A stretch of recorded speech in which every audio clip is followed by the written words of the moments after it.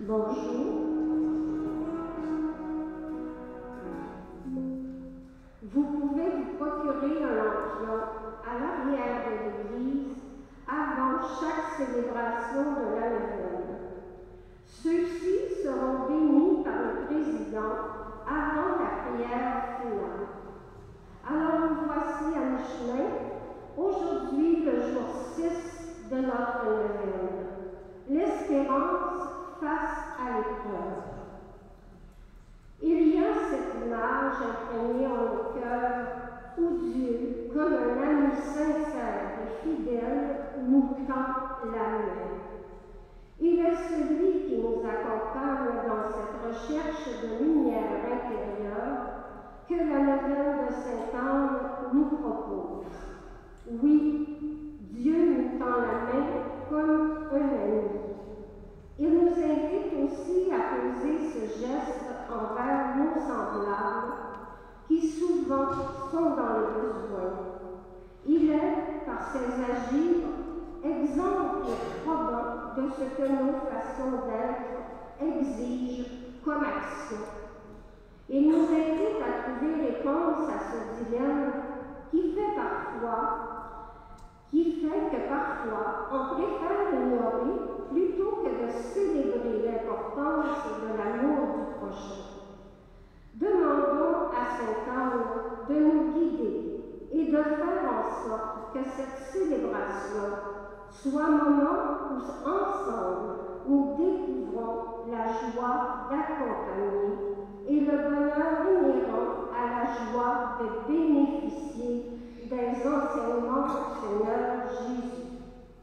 Profitons aussi de cette réflexion proposée par le Père Marie-Jonathan Lavoie pour ensuite poser des gestes et des actions nous invitant à soit améliorer, soit à modifier nos attitudes envers les autres. Levons-nous et suivons la lumière du pèlerin représenté par le lampion du jubilé qui marque le début de notre célébration.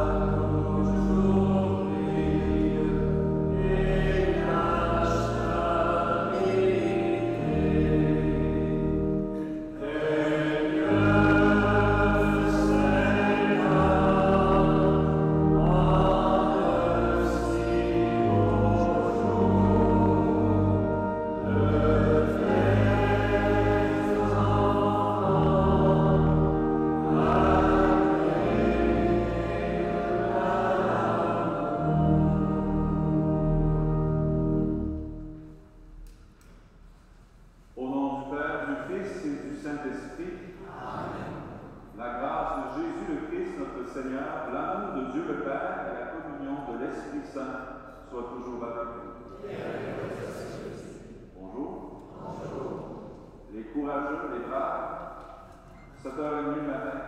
C'est bon. Moi, je le dis à chaque année, mais je suis toujours surpris, agréablement surpris. Hein, on vient ce matin se rassembler pour célébrer le Seigneur à une heure si matinale. Alors, je salue en même temps ceux qui nous écoutent aussi à la maison via Facebook. Alors, prenons le temps, dès le début de cette célébration, de nous placer devant le Seigneur tel que nous sommes, avec nos misères, nos faiblesses, en lui demandant de nous faire miséricorde. Puis je souligne en même temps, l'abbé Pierre m'a dit de vous dire qu'il est au confessionnal, s'il y en a qui veulent vivre le sacrement du pardon, il est là jusqu'à 8 heures. Donc, avis à tous. Alors, disposons-nous à célébrer cette Eucharistie en reconnaissant que nous avons péché.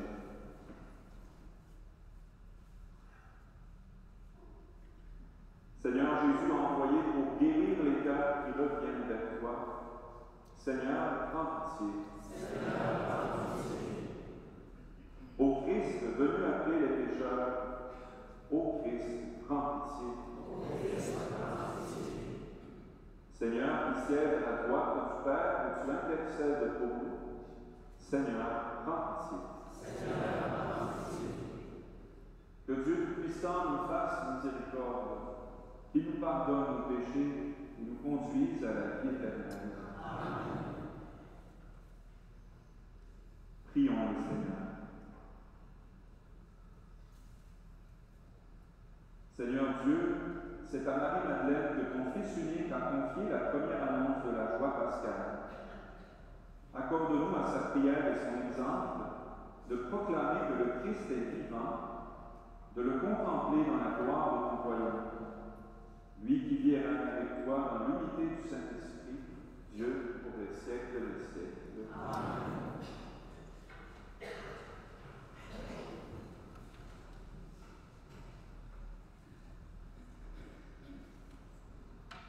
Acclamation à l'Évangile.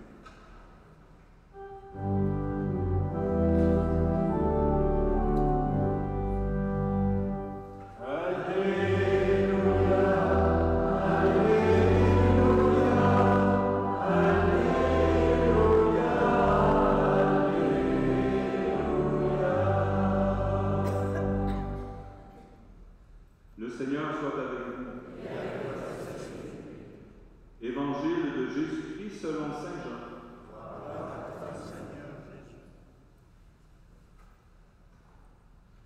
En ce temps-là, Jésus disait, « Amen, Amen, je vous le dis, vous allez pleurer et vous lamenter, tandis que le monde se réjouira. Vous serez dans la peine, mais votre peine se changera en joie. La femme qui enfante est dans la peine parce que son heure est arrivée. Mais quand l'enfant est né, elle ne se souvient plus de la souffrance, toute heureuse qu'un être humain soit venu au monde. Vous aussi maintenant, vous êtes dans la peine, mais je vous reverrai, et votre cœur se réjouira, et votre joie, personne ne vous l'enlèvera. En ce jour-là, vous ne me posez plus de questions. Amen, Amen, je vous le dis. Ce que vous demanderez au Père en mon nom, il vous le donnera. Jusqu'à présent, vous n'avez rien demandé en mon nom. Demandez et vous recevrez, ainsi votre joie sera parfaite. En disant cela, je vous ai parlé en images. L'heure vient où je vous parlerai sans images et vous annoncerai ouvertement ce qui concerne le Père. Ce jour-là, vous demanderez en mon nom. Or, je ne vous dis pas que moi, je prierai le Père pour vous, car le Père lui-même vous aime, parce que vous m'avez aimé et vous avez cru que c'est Dieu, que c'est de Dieu que je suis sorti. Je suis sorti du Père, je suis venu dans le monde. Maintenant, je quitte le monde et je pars vers le Père. Voici que l'heure vient, déjà elle est venue, où vous serez dispersés chacun de son côté et vous me laisserez seul. Mais je ne suis pas seul, puisque le Père est avec moi. Je vous ai parlé ainsi, afin qu'en moi vous ayez la paix. Dans le monde, vous avez à souffrir, mais courage, moi, je suis vainqueur du monde. Acclamons la parole de Dieu.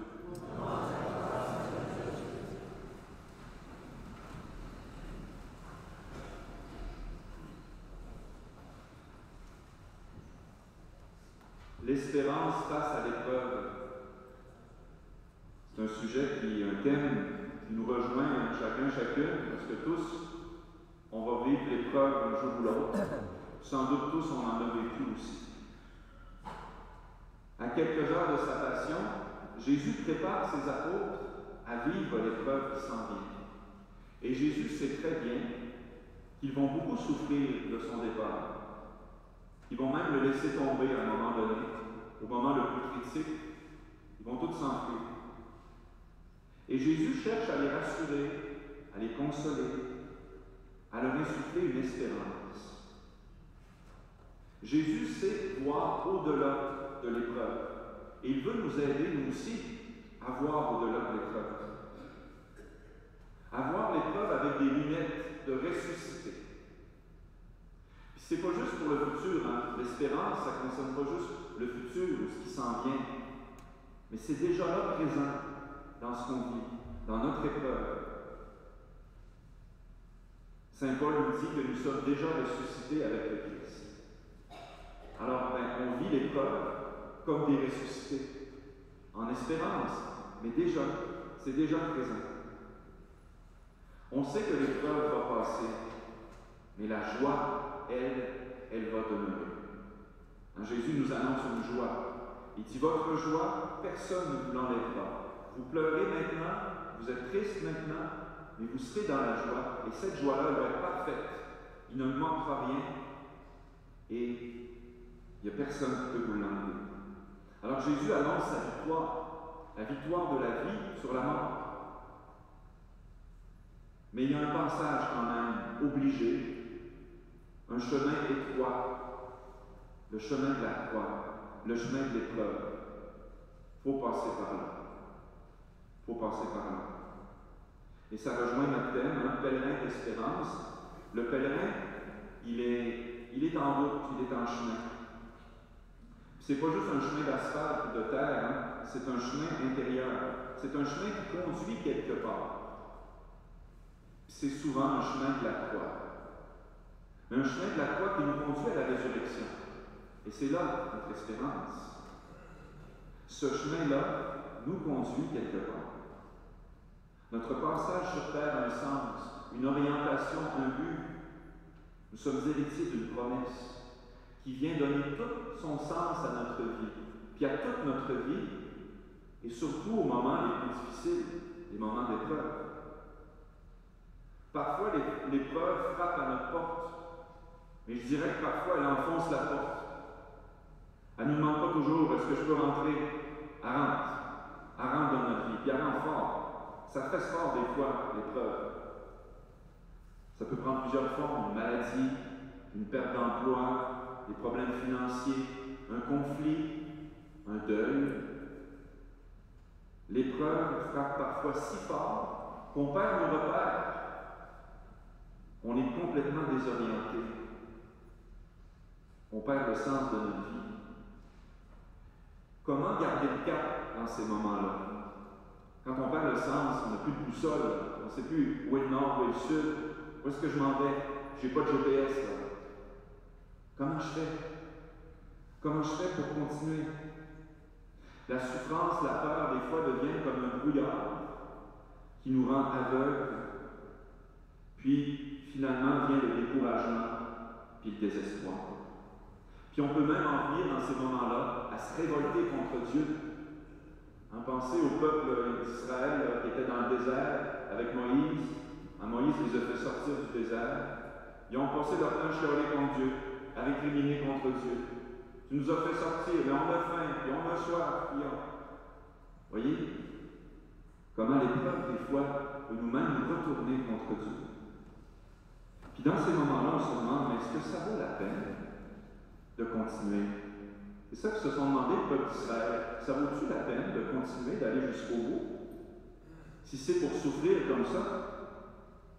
C'est des questions, c'est important qu'on se pose nous aussi.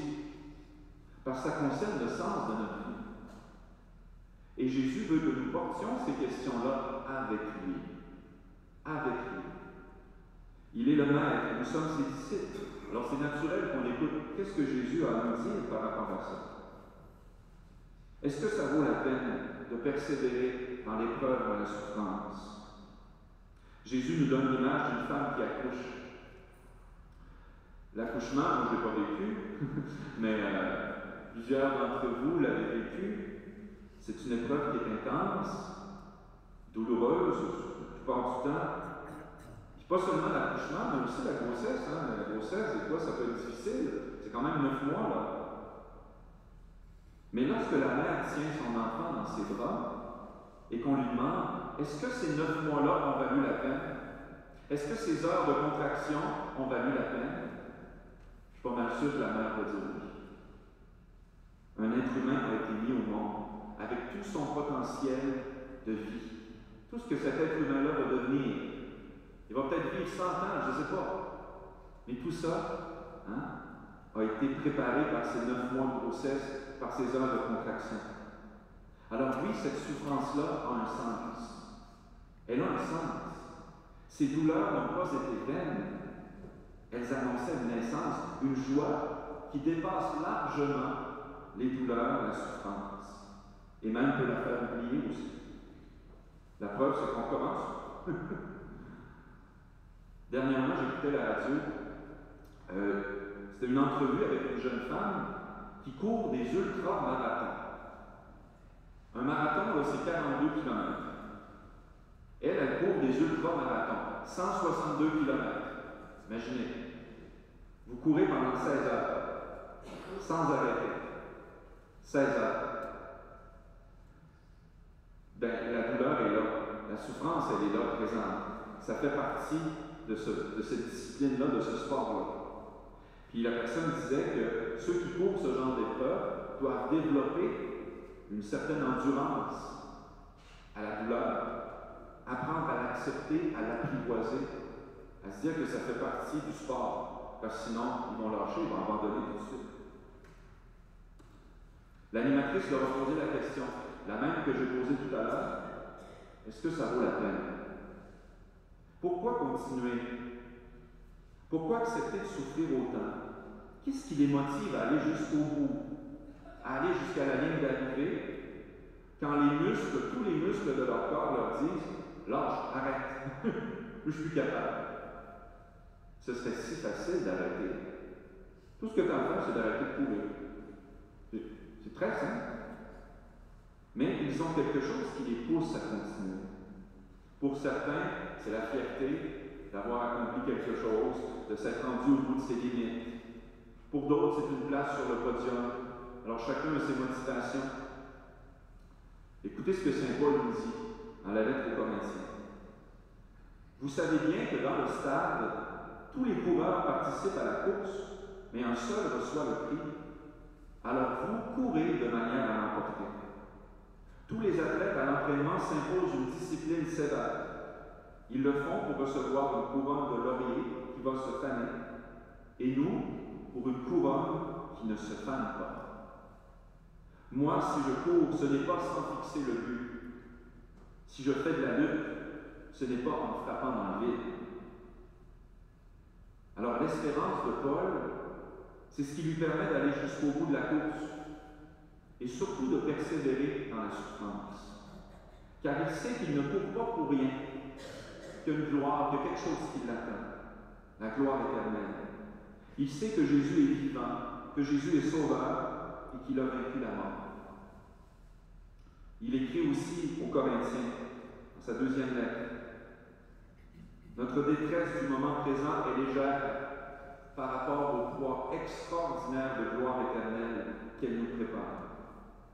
Et notre regard ne s'attache pas à ce qui se voit, mais à ce qui ne se voit pas. Ce qui se voit est provisoire, ce qui ne se voit pas est éternel. » Alors il nous met les deux pieds dans la foi.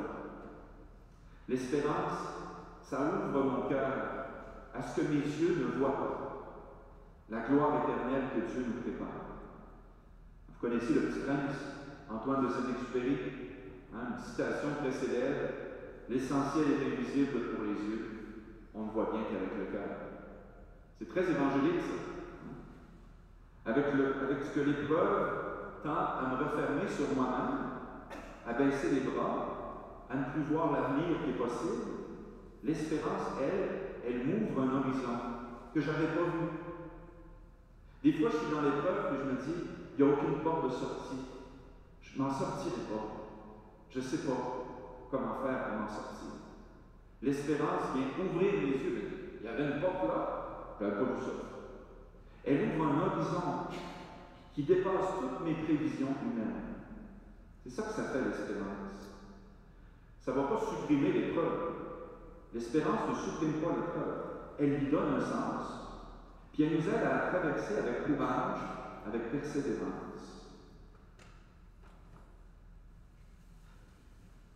Nous mettons notre fierté dans la détresse, dit saint Paul. Puisque la détresse, nous le savons, produit la persévérance produit la vertu éprouvée produit l'espérance, et l'espérance ne déçoit pas. Paul, ce n'est pas un masochiste qui aime souffrir. Puis nous non plus, là. On n'aime pas ça souffrir. Puis même que saint Paul va demander à Dieu, à un moment donné, de le libérer, de le délivrer d'une souffrance, de quelque chose qui le fait souffrir depuis longtemps. Il appelle ça son écharde. Il y a une écharde dans la chair qui le fait souffrir, puis il demande à Dieu d'en libérer. Qu'est-ce que Dieu lui répond? Ma grâce te suffit. OK. C'est bon. On va vivre ce qu'on a à vivre. Mais c'est ça la clé. C'est la grâce de Dieu. Est-ce que je peux compter sur la grâce de Dieu dans l'épreuve? Paul ne met pas son espoir dans la politique, dans l'argent, dans les secours humains. C'est des réalités qui font partie de notre vie. Mais il met son espérance en Dieu, en Jésus. Parce qu'il sait qu'on est fait pour plus que cette vie-là. C'est comme si saint Paul mettait dans la balance, d'un côté, la souffrance qu'il est en train de vivre. Puis on sait que saint Paul, il a souffert. Là. Il ne parle pas à travers son chapeau. Saint Paul, il sait ce que c'est que de souffrir. Il a vécu l'épreuve. Alors d'un côté, dans la balance, il met son épreuve, qui est parfois très très lourde. Et de l'autre côté, il met la vie éternelle, la joie, la paix, le bonheur que Dieu peut lui donner. C'est incomparable. Même toute sa souffrance que tout vécu dans sa vie, il n'y a rien qui peut accoter ça. Le bonheur que Dieu peut nous donner. Alors il se demande, est-ce que ça vaut la peine de continuer, d'aller jusqu'au bout de l'épreuve? Et la réponse est oui. Oui, ça vaut la peine. Pour le nom de Jésus, pour la gloire de Dieu, pour le salut du monde. Combien de chrétiens ont choisi d'affronter l'épreuve avec Jésus plutôt que de renier leur foi? Dans l'histoire de l'Église, il y en a eu des martyrs. Là. On leur a donné le choix. Soit tu renies Jésus, tu as juste un mot à dire, pas compliqué. Tu renies ta foi, puis tu as la vie sauve. Sinon, on va te torturer, on va te faire mourir. Combien de chrétiens ont choisi d'aller jusqu'au bout de l'épreuve? À cause de leur foi, pour le nom de Jésus. Pensez aux saints martyrs canadiens. Je vous ai épargné les détails, mais ils en ont souffert un coup. Hein? C'était pas des petites douleurs. On leur arrachait la peau, ils étaient vivants encore. C'est quelque chose. Et toutes les épreuves qu'ont traversé nos ancêtres, même s'ils ne sont pas tous martyrs, nos ancêtres qui ont bûché, ils ont défriché, ils ont travaillé fort, ils ont souffert pour que nous, aujourd'hui, on se retrouve dans cette église-là.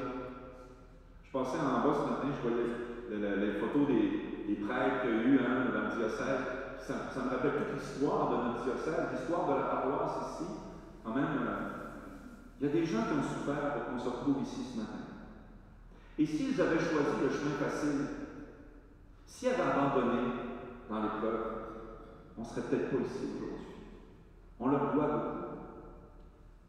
La souffrance et les croix, lorsqu'elles sont vécues avec Jésus, dans un esprit d'offrande, elles ont une vraie valeur. Une valeur d'intercession. Elles peuvent faire beaucoup de bien spirituellement, pas juste à nous, mais aux autres aussi. Offrir telle douleur, telle souffrance pour quelqu'un. Et ça commence par les petites souffrances. Tu sais, on parle des épreuves, on pense à des grandes affaires, mais si on ne s'entraîne pas à vivre les petites douleurs, les petites épreuves, quand on va arriver dans les grandes épreuves, on va trouver ça plus difficile. Je reprends mon exemple de tantôt. Imaginez quelqu'un qui veut faire un marathon, qui n'a jamais couru de sa vie. Bien, il ne commencera pas demain matin son marathon.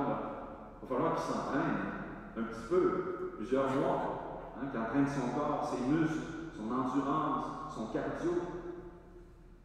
Mais c'est la même chose pour l'espérance, puis la foi, puis la charité. Ce sont des vertus. Puis les vertus, c'est comme des muscles. Il faut les entraîner, il faut les développer. La vertu, elle se développe en l'exerçant. Puis c'est dans la vie quotidienne qu'on trouve des occasions pour développer nos vertus. Comment apprendre à bien gérer nos petites contrariétés, apprivoiser les situations inconfortables, les petites douleurs, une remarque qui m'a blessé, le prédicateur qui s'étire un peu. On va continuer pareil. C'est une épreuve, c'est correct. Semaine passée, vous savez, on s'est fait poivrer, on a eu des grosses tempêtes. En tout cas, je ne sais pas ici, mais l'autre côté de la rivière, ça a brossé pas mal. On a des arbres qui ont tombé chez nous. Alors j'ai ramassé des branches, des bûches, puis je me suis écrasé le doigt. Tout simplement, je me suis écrasé le doigt sous un tas de bûches que je déposais. Vous allez me dire, c'est pas la fin du monde, mais ça fait mal en siffler. Mais c'est une petite épreuve, ça. C'est pas la grosse épreuve, je ne vais pas mourir. Mais c'est une petite épreuve. Mais comment je vais vivre cette petite épreuve-là, ça va peut-être être déterminant pour comment je vis les plus grandes épreuves. Alors, comment je peux faire de ce petit incident-là une occasion de développer ma foi, mon espérance, ma charité, mes réflexes d'offrande? Seigneur, je t'offre cette petite douleur-là pour telle intention de prière, pour m'aider à développer la patience, la douceur, par exemple. Il n'y a rien de banal dans la vie spirituelle. Tout compte. Chaque minute, chaque seconde, même les plus souffrants, peuvent avoir un poids d'éternité. Il suffit de les présenter à Dieu. Ça ne fera pas moins mal, mais ça va donner un sens à cette douleur-là.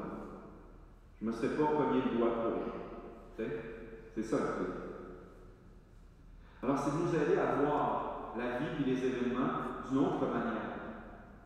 Comme Saint Paul, apprendre à voir l'invisible, à percevoir l'action silencieuse et invisible de Dieu au cœur de mes épreuves. Ça me fait penser à des Haïtiens qui étaient venus chez nous étudier une année. Ils étaient arrivés en plein hiver, mois de janvier. Il y avait de la neige partout, il y avait des pieds de neige un peu partout. Puis eux autres, ils ne croyaient pas que ça allait fondre tout ça. Là. Ils n'avaient jamais vu ça de la neige. Ils ne croyaient pas qu'un jour, ça allait être tout verdoyant, tout ça, que les arbres allaient redevenir verts. Comment est-ce possible que toute cette neige-là fonde? Ben, on est comme ça des fois un peu dans l'épreuve. On se demande, mais comment je vais y arriver? On n'est pas capable de voir au-delà. Alors c'est ça que l'espérance nous aide à faire. À voir au-delà de la souffrance, de l'épreuve, pour être capable de dire, oui, la joie est encore possible, la vie est encore possible. Notre société québécoise a fait certains choix qui ne tiennent pas compte de cette espérance chrétienne, surtout en ce qui concerne la fin de vie. Vous savez qu'aujourd'hui, l'aide médicale à mourir est de plus en plus proposée et acceptée. Les gens sont confrontés à l'épreuve, à la souffrance. Ils ont peur. Ils ne savent pas trop quoi faire avec cette souffrance-là. Puis moi, je le vois beaucoup parce que je travaille dans les hôpitaux. Et je vois beaucoup des gens qui sont démunis face à la souffrance, à la douleur. Et ils se demandent, est-ce que ça vaut la peine de continuer ta vie dans ces conditions-là? Douleur chronique, perte d'autonomie, diminution du confort, de la qualité de vie. Puis on nous dit non, ça ne vaut pas la peine. Puis on nous offre une porte de sortie, l'aide médicale à mourir. Mais Jésus, lui, nous dit, oui, ça vaut la peine. Oui, ça vaut la peine de continuer. Il y a une valeur dans cette souffrance, dans cette douleur-là, si elle est offerte. Lui nous propose plutôt une aide spirituelle à souffrir. Plutôt que l'aide médicale à mourir, Jésus nous propose une autre alternative. Puis elle est aussi valable. Plus encore, une aide spirituelle à souffrir, à vivre jusqu'au bout, à mourir dans la dignité, même dans la souffrance. Parce que la souffrance ne nous enlève pas notre dignité. Elle ne nous enlève pas notre dignité humaine. Ce qui nous donne notre dignité humaine, c'est l'amour que Dieu a pour nous. Et ça, on peut compter là-dessus. On peut compter là-dessus. Jésus nous assure que les douleurs du dernier sprint sont légères en comparaison de la joie de franchir un jour la ligne d'arrivée. Mais pour choisir l'aide spirituelle à souffrir, ça prend une petite dose de foi, d'espérance. Et c'est pour ça qu'il faut s'entraîner au quotidien à travers nos petites douleurs et nos petites souffrances. Cet après-midi, à 2 heures, on va vous proposer, ceux qui le désirent, de vivre l'onction des malades. Donc c'est à travers l'onction des malades, entre autres, que l'Église nous donne ce secours spirituel dans l'épreuve. Vivre l'onction des malades, c'est demander le secours de la grâce de Dieu, c'est accepter de porter la croix, non plus tout seul, mais avec Jésus. Et comme on disait au début de la célébration, c'est prendre la main que Dieu me tend. Dans mon épreuve, Jésus est là, il me tend la main. Puis il m'invite moi aussi à être cette main tendue pour mes frères et mes sœurs qui sont dans l'épreuve. Puis c'est normal d'avoir peur devant la souffrance, devant l'épreuve, mais Jésus nous invite à dépasser notre peur pour lui prendre la main. Mes chers frères et chères sœurs, l'épreuve fait partie de notre vie. Elle est là, qu'on le veuille ou non. N'écoutons pas les voix du découragement. Résistons à la tentation de la facilité. Choisissons de faire confiance à Jésus, de s'en remettre à lui. Nous ne serons pas déçus parce que l'espérance ne déçoit pas. Amen.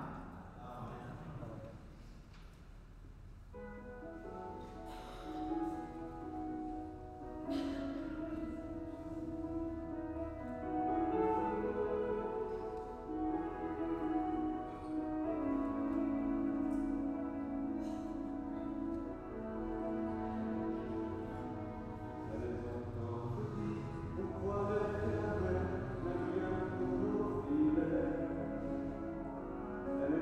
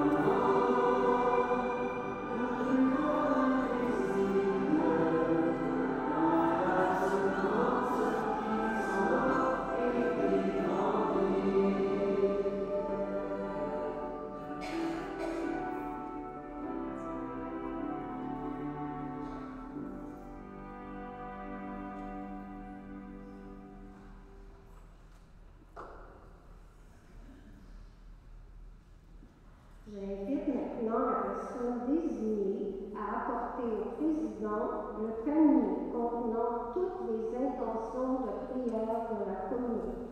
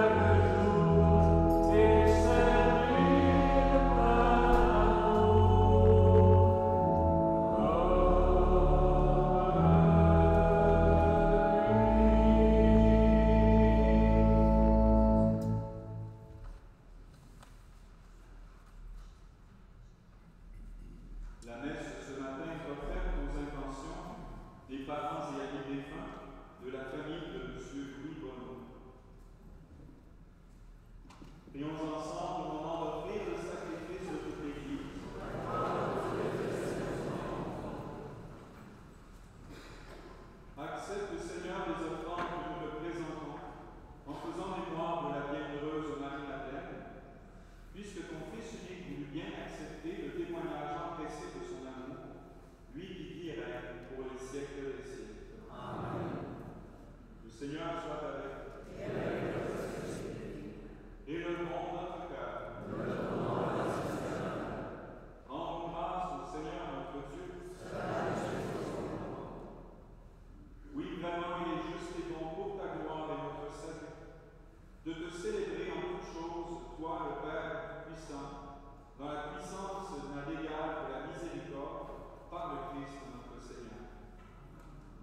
Au jardin, il s'est manifesté à Marie-Madeleine. Il est apparu à celle qu'il avait aimée en cette vie et vu mourir sur la croix, elle qui le chercha quand il gisait dans le tombeau, et la première l'adora quand il ressuscita d'entre les morts. Il lui confia la charge et l'honneur d'être l'apôtre des apôtres, pour que la joyeuse annonce de la nouvelle parvienne aux limites du monde. C'est pourquoi nous aussi, avec les anges et tous les saints, nous te louons, Seigneur, et dans l'allégresse, nous proclamons.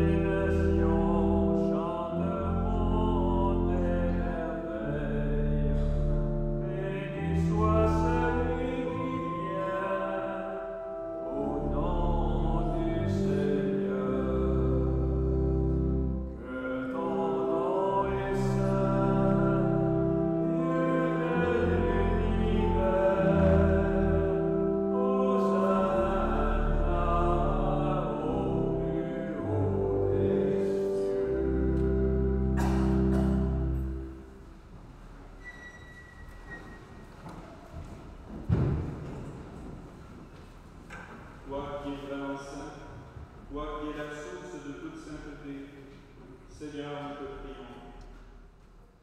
Sanctifie ces offrandes en répandant sur elles ton esprit, qu'elles deviennent pour nous le corps et le sang de Jésus le Christ, notre Seigneur. Au moment d'être livré et d'entrer librement dans sa passion, il prit le pain, il rendit grâce, il le rompit et le donna à ses disciples en disant : Prenez et mangez-en tous. Ceci est mon corps, livré pour vous.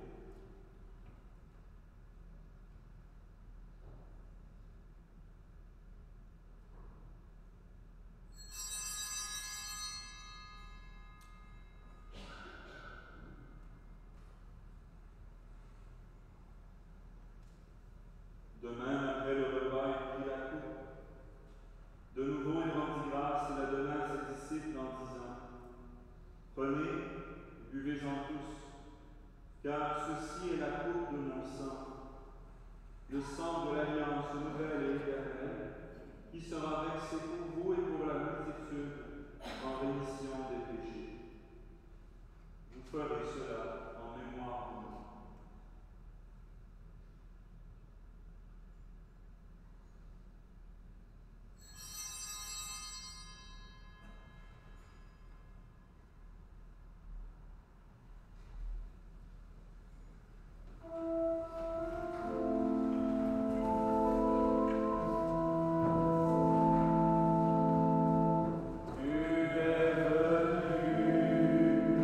Dans notre monde.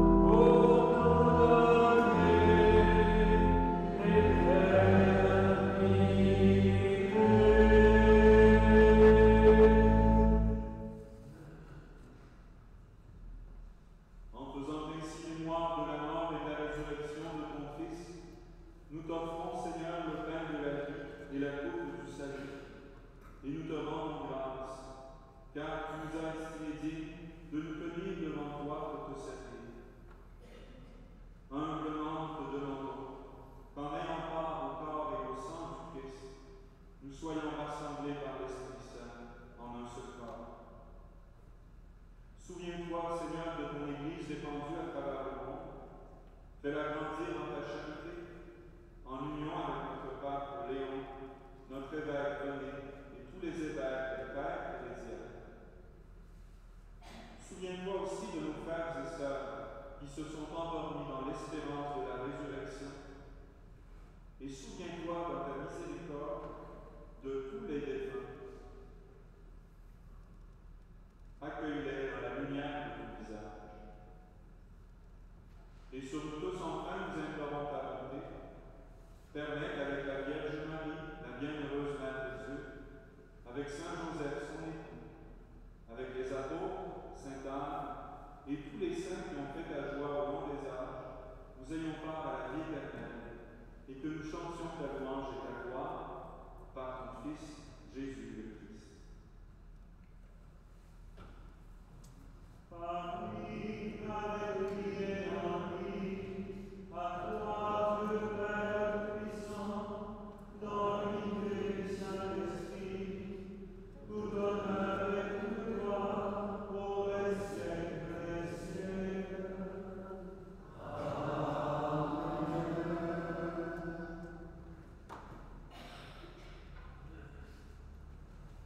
Unis dans le même esprit, redisons avec la confiance des petits-enfants la prière que Jésus nous enseigne. Notre Père, qui es aux cieux, que ton nom soit sanctifié, que ton règne vienne, que ta volonté soit faite sur la terre comme au ciel. Donne-nous aujourd'hui notre pain de ce jour. Pardonne-nous nos offenses, comme nous pardonnons aussi à ceux qui nous ont offensés.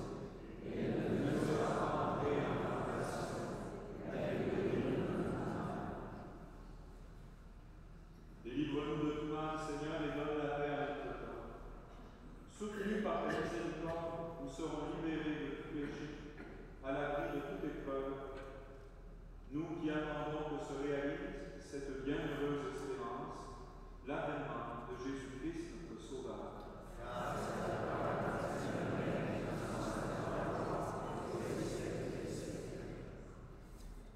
Seigneur Jésus-Christ, tu as dit à tes apôtres, je vous laisse la paix, je vous donne la paix.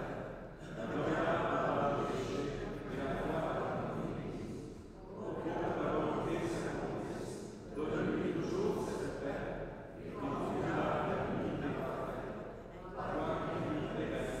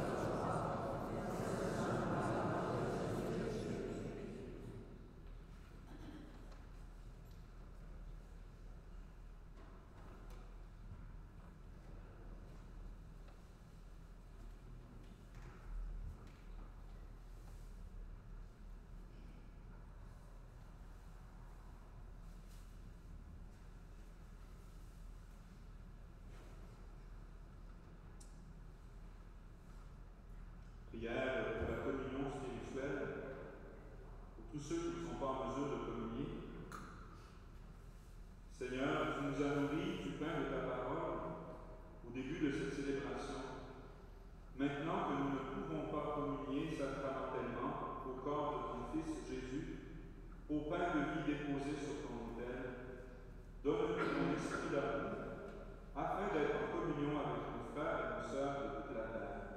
Amen.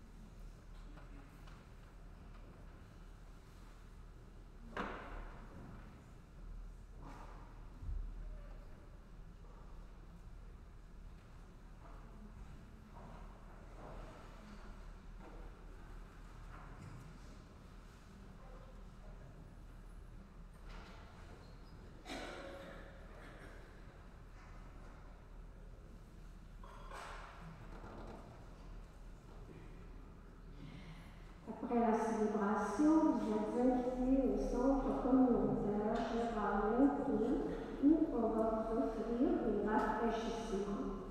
Vous pouvez, par la même occasion, vous procurer des livres religieux ainsi que des objets de piété. Vous êtes tous les bienvenus.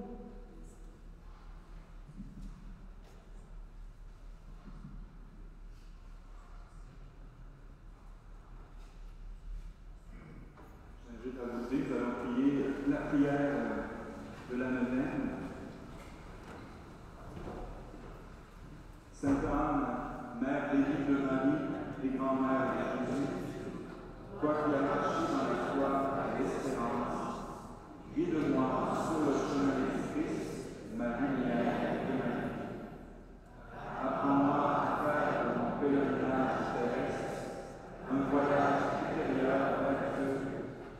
Suscite-moi dans la épreuve et fortifie mon espérance en la victoire du ressuscité.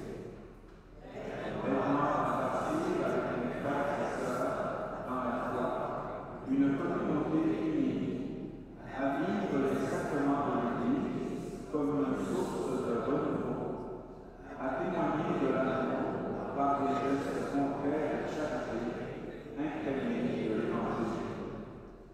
Sainte Anne, modèle d'espérance, intercède pour moi, pour mes proches et pour nos communautés chrétiennes, afin qu'ensemble, pèlerins d'espérance, nous portions la lumière du Christ et que nous avancions dans la paix, la réconciliation et la joie du royaume.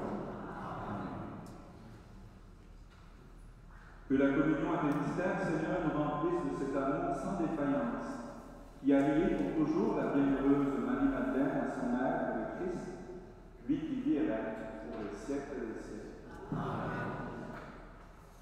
Le Seigneur soit avec vous. Et à travers cette bénédiction, je bénis aussi tous vos objets de piété que vous voulez faire bénir aujourd'hui. Que le Seigneur vous bénisse, qu'il vous garde dans sa paix, le Père, le Fils et le Saint-Esprit. Allez dans la joie et la paix du Christ.